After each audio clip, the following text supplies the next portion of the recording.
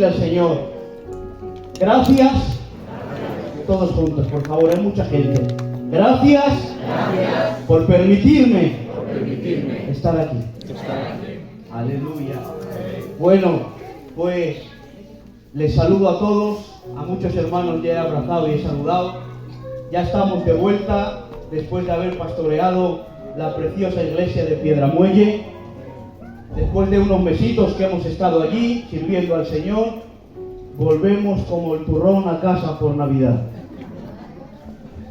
Estábamos con ganas de verles, con ganas de estar en la iglesia, y es una bendición poder estar en la casa de Dios. Amén. Bueno, sin más, yo llevo un par de días, hermanos,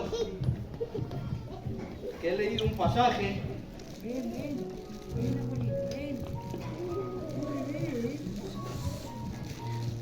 y este pasaje me ha hecho bien. Y yo, estando en casa, recibí una palabrita del Señor y me gustaría que el Espíritu Santo me diera en esta tarde la capacidad, porque yo no tengo nada, porque nada tiene el hombre para dar si primeramente no lo ha recibido del cielo. Me gustaría que el Espíritu Santo me diera la capacidad para explicar el sentir que Dios puso en mi corazón, y es una palabra que no le he llegado a conquistar entera todavía, porque es muy difícil, pero estoy en proceso. Y es una palabra que nos la deberíamos de aplicar toda la iglesia, desde las jovencitas hasta los ancianos. Todos debemos aplicarnos esta palabra. Y voy a leer la palabra, está en Segunda de Pedro, todo aquel que me quiera acompañar. Segunda de Pedro, capítulo 1, versículo del 5 al 9.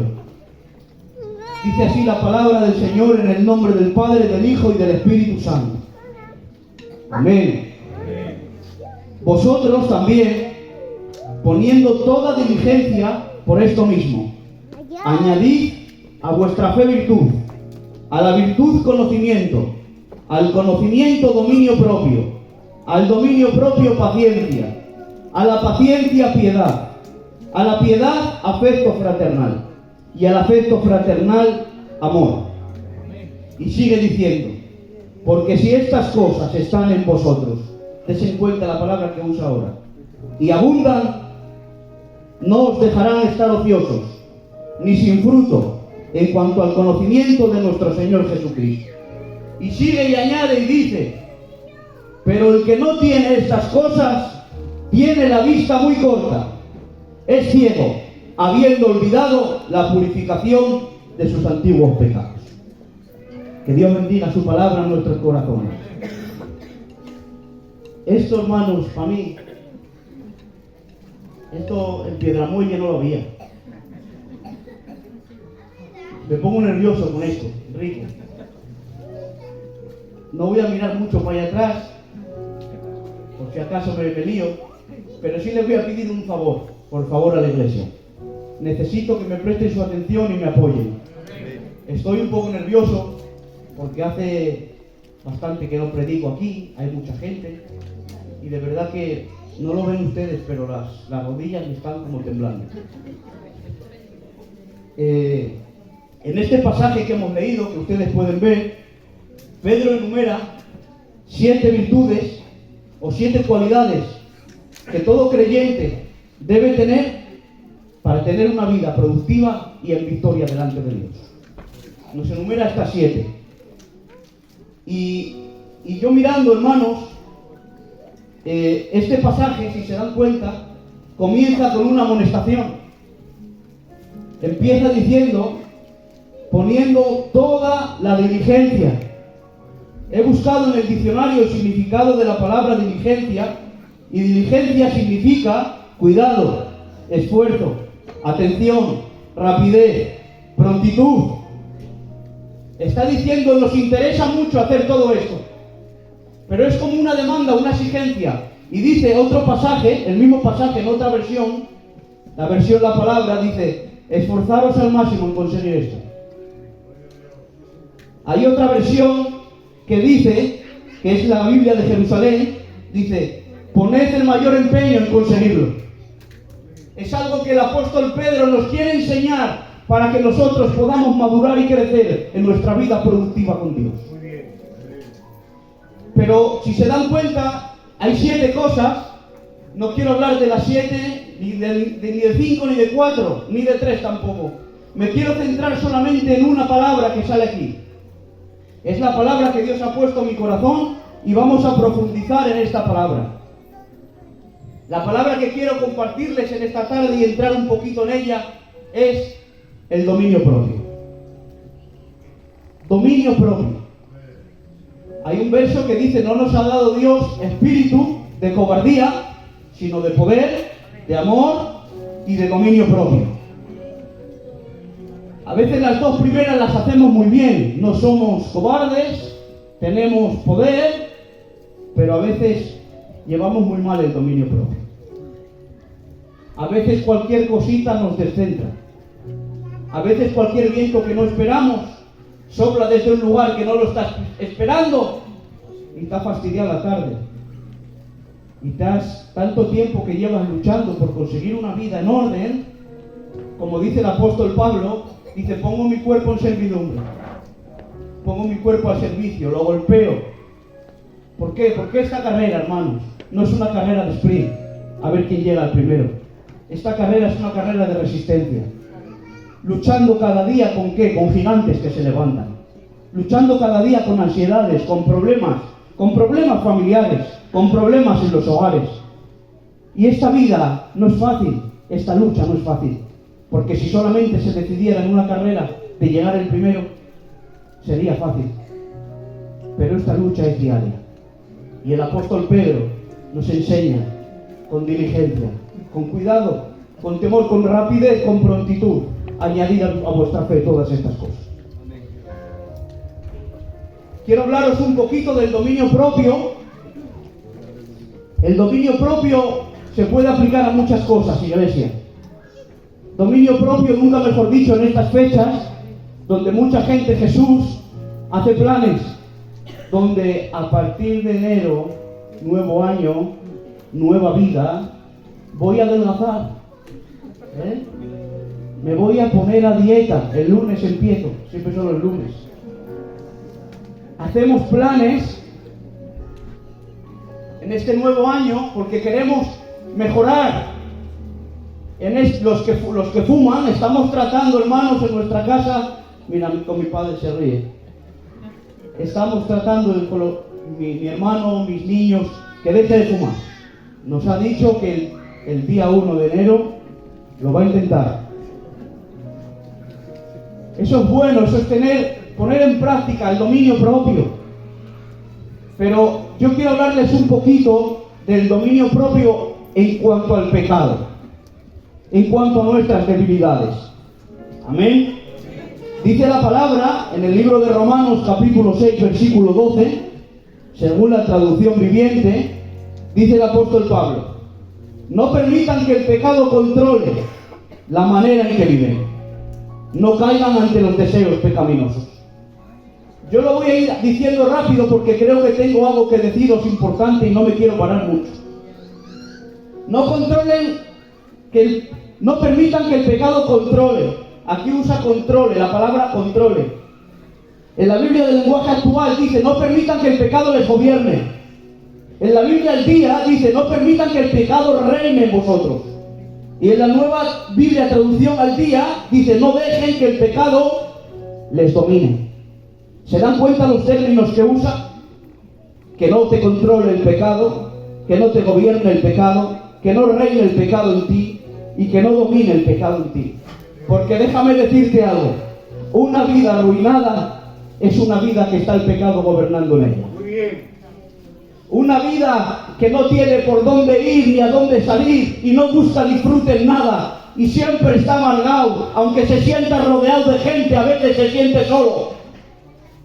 Y vienen esos problemitas, como decía el otro día la palabra del hermano Roger.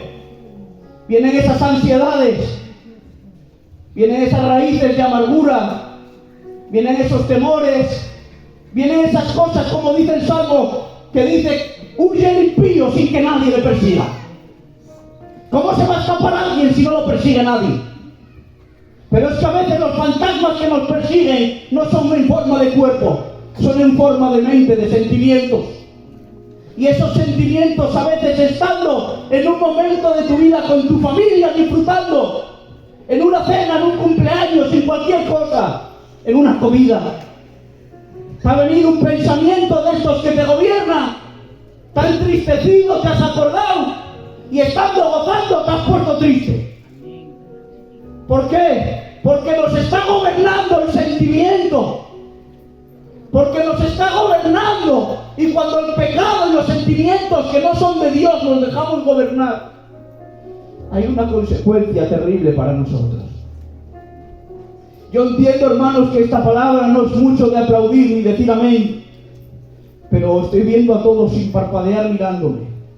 Me gustaría que se subieran aquí y vieran todas las caras mirándote así. Por eso entiendo que la gracia que Dios da al predicador es Dios el que la da. Porque si no, hermano, no hay manera que se ponga uno aquí a hablarles a ustedes.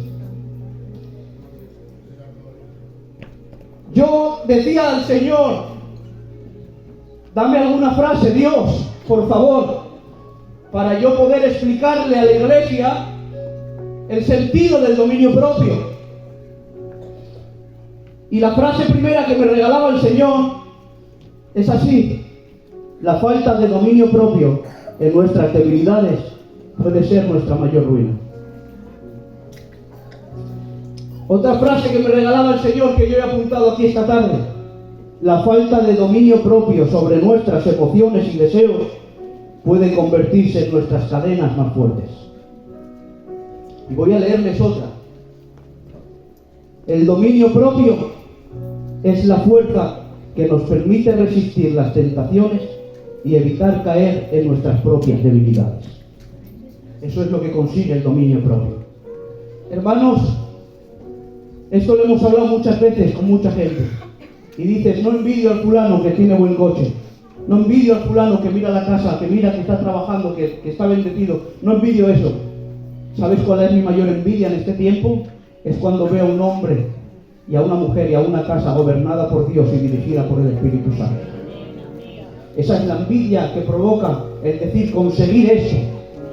Pero ¿cómo se consigue? ¿Qué se creen? ¿Que el dominio propio es algo que ocurre así?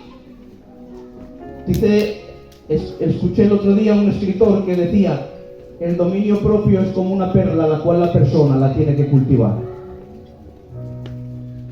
Son cosas, hermanitas, que no se consigue de cualquier manera.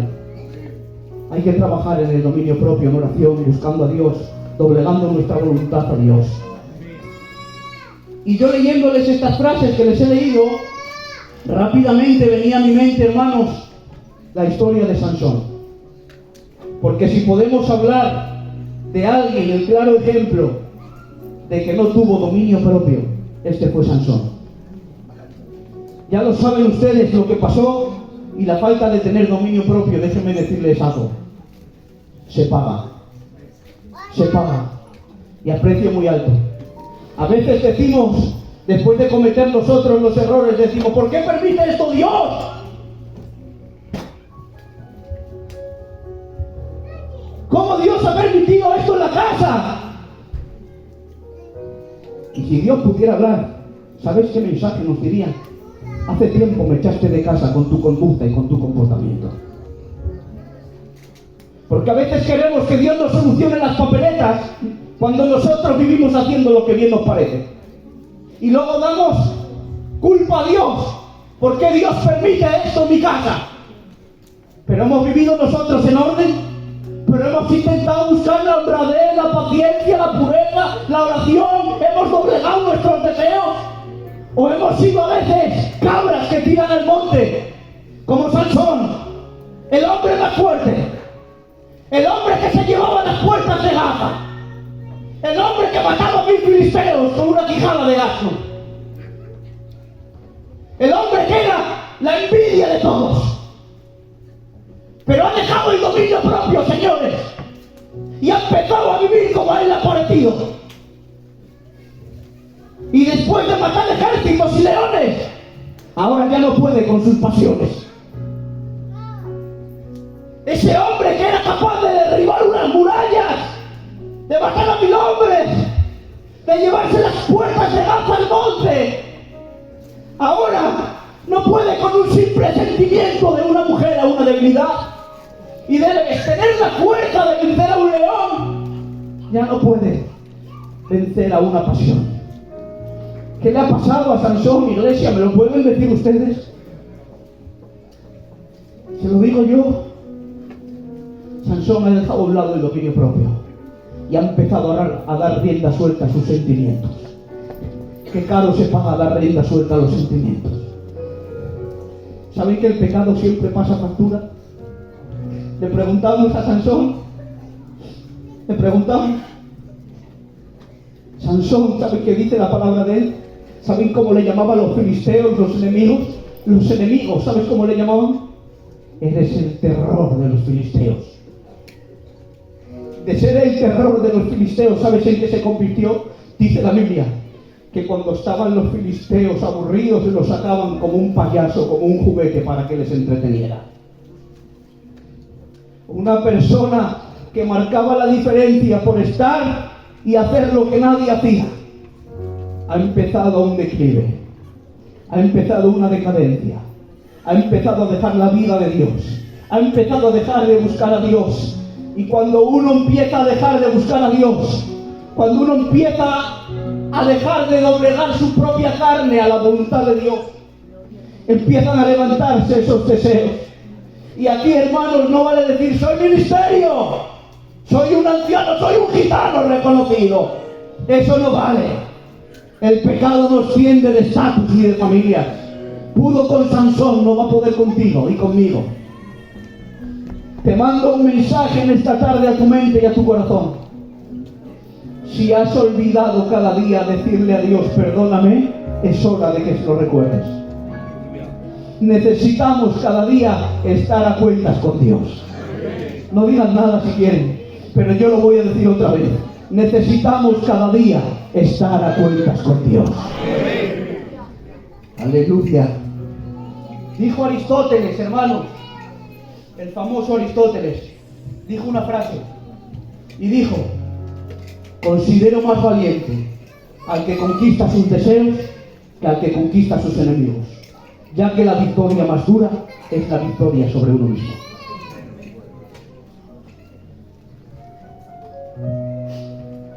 La victoria más dura es la victoria sobre uno mismo. ¿Sabes quién es tu peor enemigo? No es el diablo, que el Señor lo reprenda. No es la suegra, como muchos piensan. Tu peor enemigo eres tú mismo. Mi peor enemigo soy yo mismo. Por eso es más fácil conquistar una ciudad que dominarse a sí mismo. Quiero predicarles, hermanos, de esta manera, despacito, porque es un tema nuevo y no me quiero marchar, quiero estar en línea, ¿vale? El libro de Proverbios, capítulo 16, versículo 32, en la versión Dios habla hoy, dice así. Mirad cómo aplica este versículo a esta historia. Dice: más vale ser paciente que valiente. Más vale vencerse uno mismo que conquistar una ciudad. Más vale vencerse uno mismo que conquistar una ciudad. Y cuando yo leía esto, lo primero que me recordaba el Señor, ¿saben qué era? Me recordaba la historia de Alejandro Magno, el conquistador por excelencia. Alejandro Magno, he leído la historia, seguro que ustedes también. Empezó con menos de 20 años, empezó a reinar y a gobernar Macedonia. ¿Saben cuántos años vivió Alejandro Magno? 32. A los 32 años murió. 12 años estuvo gobernando y reinando. Y yo he estado leyendo la historia, hermanos. En ese tiempo que comenzó a reinar, se lo voy a decir muy rápido. Dice la historia que conquistó Grecia, conquistó Irak, Irán, Turquía, Siria, Líbano, Jordania, Israel, Afganistán, Pakistán, Libia, el norte de India, Egipto. Conquistó medio mundo. Dice la historia que conquistó más de 4 millones de kilómetros. Era el conquistador por excelencia. Los enemigos había enemigos que dice la historia que cuando él les hacía frente, sin luchar se rendían. ¿Saben qué dice la historia de Alejandro Magno? Que en un momento de ira se llenó de ira y el escudero, que era su mejor amigo desde niños, porque no le daba la razón, le quitó la vida a su amigo Clito. Y dice la historia que desde que mató a su mejor amigo jamás fue el mismo. ¿Y sabes qué decía la historia cuando yo la leía? Alejandro Magno conquistó medio mundo, pero no fue capaz de conquistarse a sí mismo.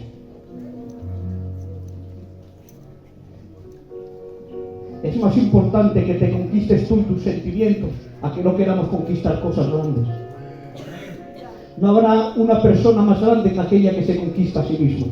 Una vez predicando el hermano Chango le escuché decir esta frase: el que conquista su mente es invencible. Os he venido a traer una palabra para que la pongamos en obra, para que la pongamos en práctica.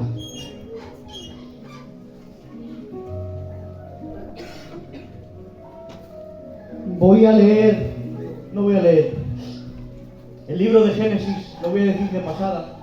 El libro de Génesis, el capítulo 39, versículo 8 y 9, vemos la historia conocida de José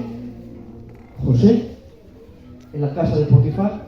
Ya lo saben ustedes, la mujer quiere estar con él y él no quiere, y dice ahí una palabra, José, dice: el amo me ha dado potestad sobre todas las cosas de la casa y confía en mí. Dice: y todo lo ha puesto en mi mano excepto tú, que eres su mujer. Y ahora dice José, y hace una pregunta con interrogación y dice: ¿cómo pues haría yo este grande mal y pecaría contra Dios? ¿Cómo pues haría yo este grande mal y pecaría contra Dios? José no tiene público casos. A José no lo está viendo nadie. José no hay nadie en la casa. Pero es que la integridad no depende de hacer lo correcto cuando todos nos miran. Integridad es hacer lo correcto aunque nadie esté mirando. Y dijo José: ¿cómo pudo hacer este grande mal y pecar contra Dios? ¿Saben qué veo aquí? Veo una vida que estaba poniendo en práctica el dominio propio cada día de su vida. Y sometía sus deseos y sus pasiones a la voluntad de Dios. No me quiero parar aquí, quiero entrar en el libro de Génesis, capítulo 6 y 7, nueva versión viviente. Y aquí hay un dominio propio tocante a los sentimientos. Esta historia es la historia de cuando Caín mata a su hermano Abel, porque Dios se agradó de la ofrenda de Abel y no de la de Caín. Y dice la palabra: ¿por qué estás enojado?, preguntó el Señor a Caín. ¿Por qué te ves tan decaído? Serás aceptado si haces lo correcto, pero si te niegas a hacer lo correcto, entonces ten cuidado. Mirad la advertencia que le da Dios a Caín. Todavía Caín no había cometido el pecado de asesinar a su hermano, pero Dios ya le da una advertencia. Y le dice esto, serás aceptado si haces lo correcto, pero si niegas a hacer lo correcto, entonces ten cuidado. Mira lo que le dice: el pecado está a la puerta, al acecho, ansioso por controlarte, pero tú debes dominarlo y ser su amo. En la vida del cristiano no es el pecado el que nos tiene que gobernar. En la vida del cristiano, el que ha nacido de nuevo, el que ha sido regenerado, es la persona la que tiene que dominar el pecado. Y si hay alguien que nos lo explica bien, es el apóstol Pablo. Como cuando dice: pongo mi cuerpo en servidumbre. Dice, como todo atleta que se prepara para correr, para ganar un premio. ¿Cuál ese premio? Es temporal. Dice, pero nuestro premio no es temporal, nuestro premio es para siempre. Y dice, ya no vivo yo, Cristo vive en mí. ¿Qué manera de dominio propio? Resulta que dice que ha cogido Caín, se ha llenado de envidia, ha sacado a su hermano al campo, ha arremetido contra él y lo ha matado. Caín, has tenido el aviso de Dios y has dejado que el pecado gobierne tus sentimientos por la envidia. Y ahora vas a pagarlo muy caro. Y ustedes saben qué caro pagó Caín el pecado que cometió. Toda su vida llevaba la marca. Aleluya. Amén. ¿Están aquí? Amén. Me quedan 5 minutos.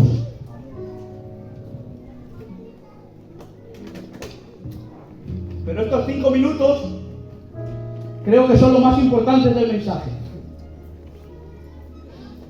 Porque después de hablar del dominio propio y de tantos personajes,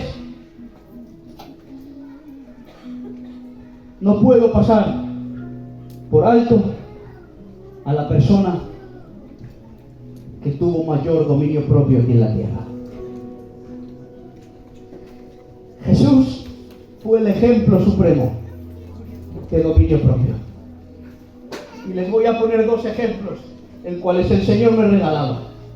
Jesús demostró un total control sobre sus emociones, incluso en las situaciones más desafiantes. Dice el libro de Mateo capítulo 4. Jesús es tentado en el desierto y después de ayunar 40 días y 40 noches, dice la palabra, tuvo hambre. Y vino el tentador y le dijo, si eres el Hijo de Dios, haz que estas piedras se conviertan en pan. Jesús tuvo hambre. Jesús le rugían las tripas. Jesús era humano. Jesús tenía hambre. Y ha venido la debilidad externa hacia él, diciéndole, mira, haz que estas piedras se conviertan en pan. Pero Jesús no doblega la voluntad, sino que la somete al Padre. Dice, no se haga mi voluntad, sino la voluntad de Dios. Dice, no solo de pan vivirá el hombre, sino de toda la palabra que sale de la boca de Dios. En momentos desafiantes Jesús demostraba dominio propio. Pero no solo ahí. Jesús no cedió a ellas y mantuvo un firme dominio propio. Y quiero leerles Lucas 9:51. Y esto, hermanos, me ha hecho mucho bien esta tarde. Cuando Jesús dice, cuando se cumplió el tiempo en el que había ser recibido arriba, dice la palabra, afirmó su rostro para ir a Jerusalén. En la traducción viviente dice el mismo versículo, cuando se acercó el tiempo de ascender al cielo, Jesús salió con determinación hacia Jerusalén.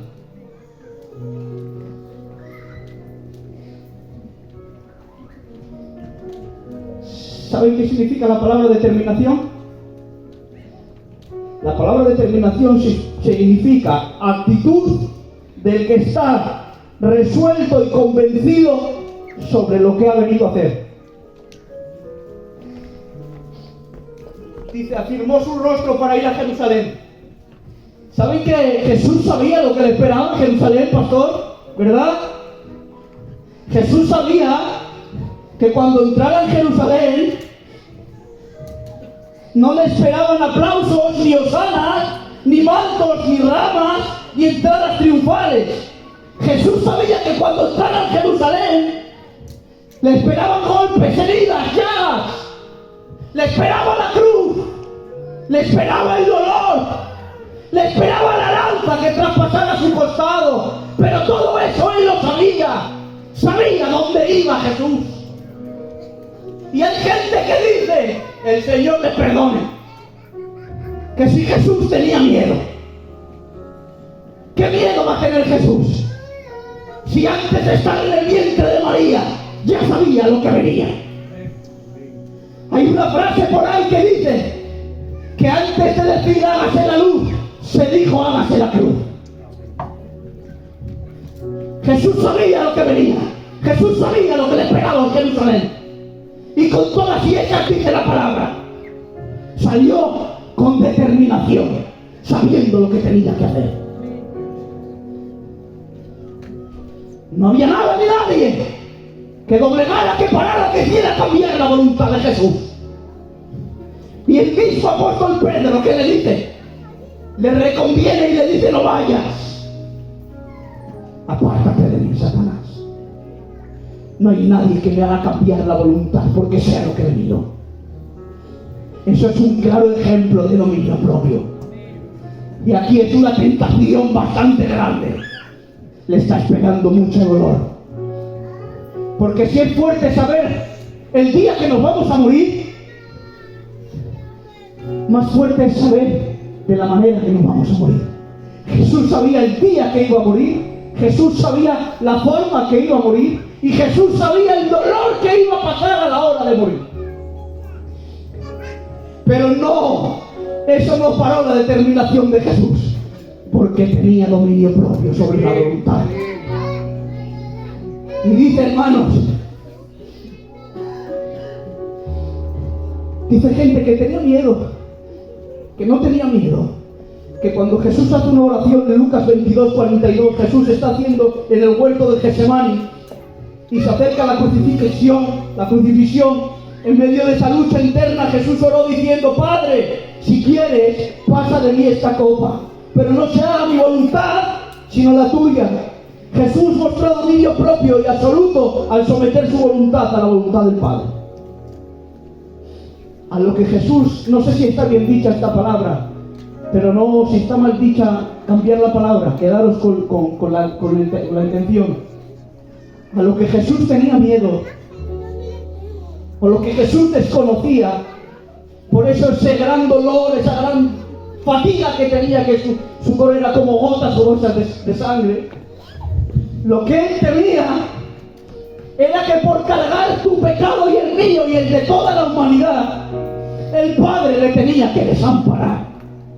Y esa era la lucha que Jesús decía: pasa de mí esta copa. No era por la cruz, porque él sabía lo que venía. Era porque el Padre le tenía que dejar de mirar. Y esa es lo que más le duele a Jesús. Le dolió más a Jesús que el Padre le dejara de mirar, que le traspasara sus pies y sus manos. Porque Jesús sabía lo que venía. Y dice la palabra, para que veáis esto, en Isaías 53, dice: y viendo el fruto de su aflicción, quedó satisfecho. Sabía lo que venía, sabía lo que le costaba, y con todas y esos no cambió su voluntad. Quiero cerrar este mensaje, pero no quiero cerrar este mensaje sin decirte a ti, no mires para el que está al lado, te lo digo a ti. No permitas que las situaciones externas cambien la voluntad que hay en ti. Escucha, ¿cuántas veces te has propuesto tú mejorar? ¿Cuántas veces te has propuesto tú cambiar? ¿Cuántas veces le has dicho a Dios: ya no lo hago más? ¿Cuántas veces le has dicho a Dios: perdóname? ¿Pero qué ha pasado? Tú te has visto cada vez que te has metido en tu cuarto a solas con Dios, que no hay nadie, estás tú y Dios. Esas lágrimas que has derramado delante de la presencia del Señor, esas palabras, esas promesas que tú le has hecho a Dios, que no te ha oído nadie, solamente tú y Dios. Esas promesas que tú le has dicho: ya no más, ayúdame, quítame esto, dame la capacidad. ¿Qué ha pasado?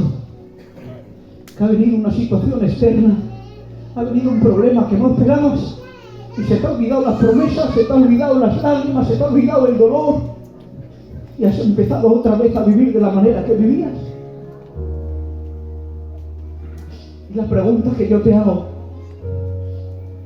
te la digo con todo dolor de mi corazón: ¿por qué nos cuesta tanto? Nos cuesta, ¿por qué nos cuesta tanto cumplir con la voluntad de Dios? Sabiendo que es lo que más nos interesa. Sabiendo que cuando un hombre y una mujer de Dios cumplen con la voluntad de Dios, Como dice el apóstol Pablo, no nos hace falta de nada. Con Él estamos completos. ¿Puedes darle un fuerte aplauso para el Señor?